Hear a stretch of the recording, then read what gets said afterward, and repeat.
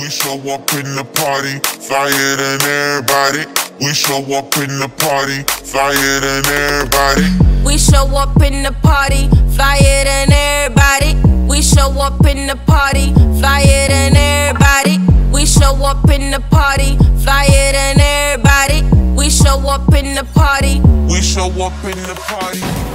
What's going on, everybody? It's your boy Carbon, and today I am coming at you with some news about Call of Duty Black Ops 4. And it's some good news, and it's some weird news that you are probably familiar with. But we are going to jump right into the first one, and that is that Blackout will be predicted to go free this year, as well with Overwatch. But while there's an argument to be made about multiplayer, like games going for full price, free-to-play ones, they basically have like an appealing factor to them. So just look at Fortnite, a game that relies on basically in-game purchases or just data, and has helped Epic Games clean up with over $3 billion in profit just this past year. Can you freaking believe it? $3 billion.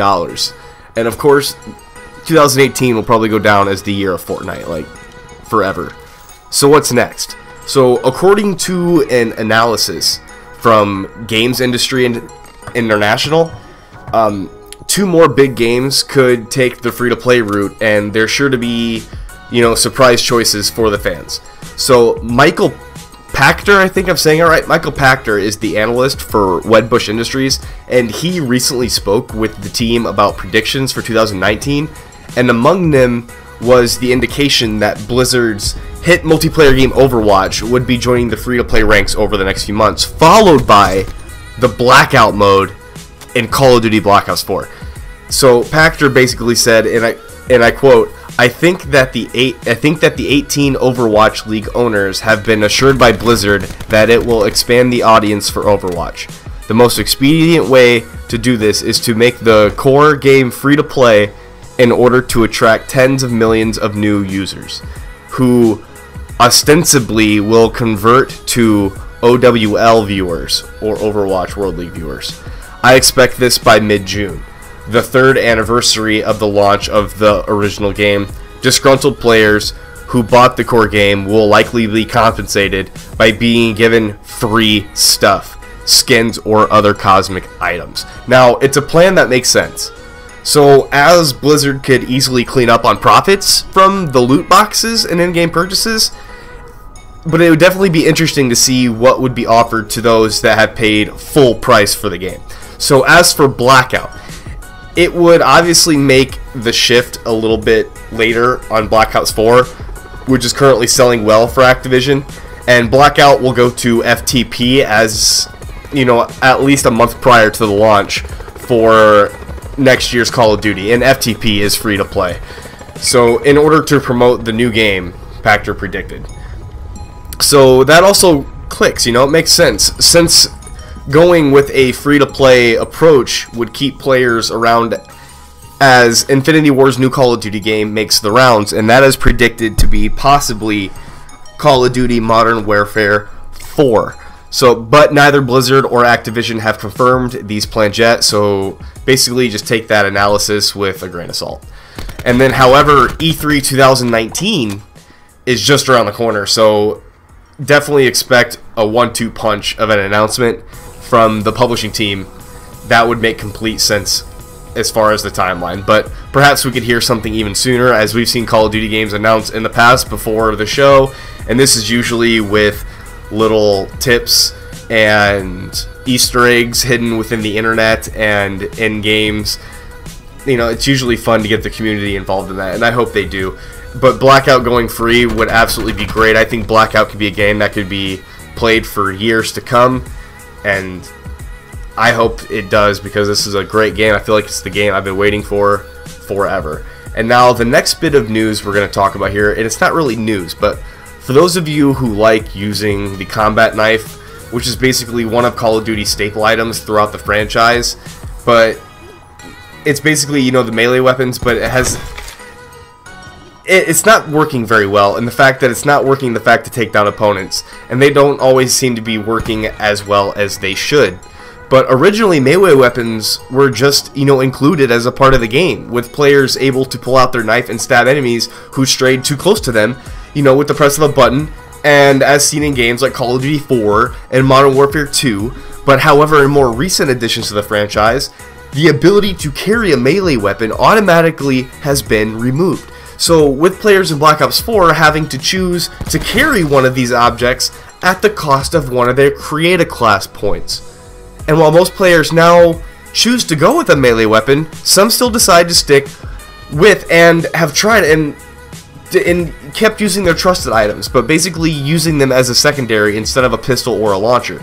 But now it seems that this may not be a good idea, and as some Black Ops 4 players are struggling to connect with opponents when they use them. And in a video uploaded to Reddit by im8, he stated that the clip shows something he has never seen in 8 years. He has spent playing the popular first-person shooter franchise. And I will leave the link below for you guys to see this clip. But im8 is seen running up behind an enemy and attempt to stab him in the back with a combat axe. When the weapon seems to have no effect, he chases him again, wildly swinging the axe multiple times while pushing against the player with no luck, with his opponent eventually spinning around and shooting at him. And when he uploaded the video, he stated, "I've played COD for over 8 years. And I've never seen anything like this, ... And it's got almost 700 comments and over 100,000 points on Reddit.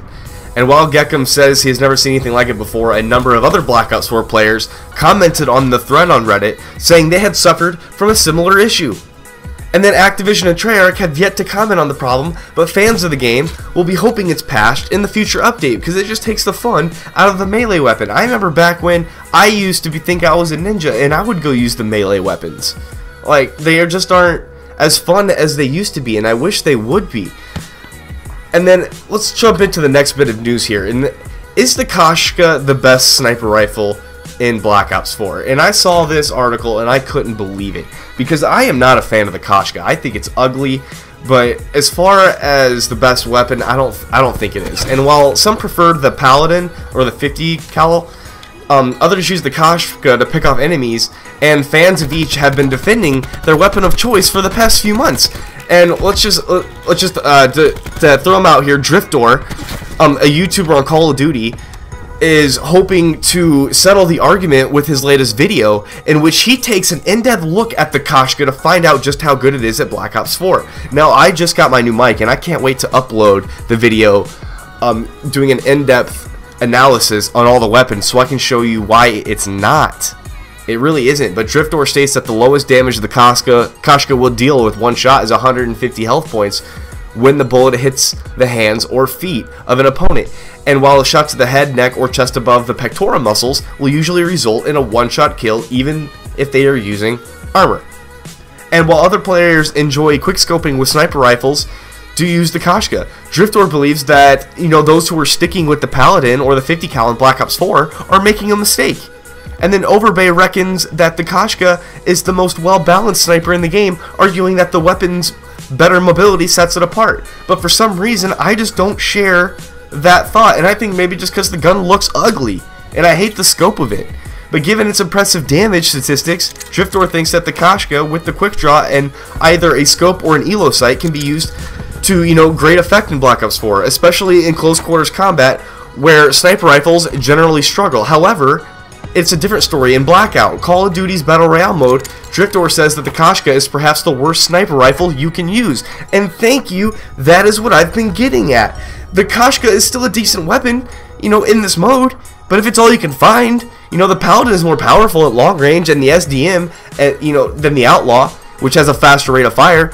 And you can definitely watch Driftdoor's full breakdown on the Koshka sniper rifle, and I'll leave that link down below. So great down Koshka, or not Koshka. Thank you, Driftdoor, on the videos of that. I'm not a viewer, but I definitely am going to be now, because it seems like you take a big, deep analysis on this, and the time that I don't have to anymore. All right, but guys, I hope you guys have enjoyed the video. I hope you guys will subscribe, like, leave a comment, get into the conversation. I hope you guys have enjoyed the gameplay. This comes from my boy Molly.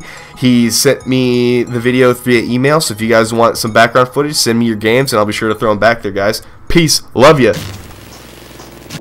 We show up in the party, flyer than everybody. We show up in the party, flyer than everybody. We show up in the party, flyer than everybody. We show up in the party, flyer than everybody. We show up in the party, flyer than everybody. We show up in the party.